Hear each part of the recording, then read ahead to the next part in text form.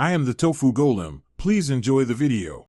You start by confirming the shell material and removing the ear cup so you can work directly on the dent. Heat works differently on plastic versus metal, so choose a low setting and wear gloves. Once you have a heat source, soft cloth, and a gentle prying tool, apply even warmth for 20-30 seconds while feeling the area to avoid overheating. Make sure to protect speakers and wiring by keeping components covered. This prevents damage while you shape the surface back. You now use controlled heat to soften the dented area, short bursts, watching for warping.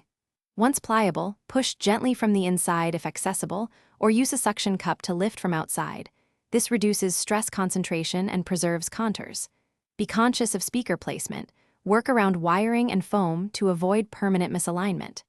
After achieving approximate shape, cool the section quickly with a damp cloth or canned air to lock the form. If the surface doesn't respond, repeat heat in smaller increments. You finish by smoothing any small flaws with very fine sandpaper and a light polish to match the finish. Be cautious near logos and painted layers.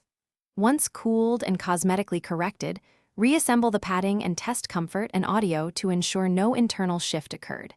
If the dent partially returns or flexes under pressure, reinforce from inside with a thin epoxy or plastic patch to prevent recurrence. If sound is affected, check speaker alignment. Thanks for watching. Consider subscribing if we helped you today.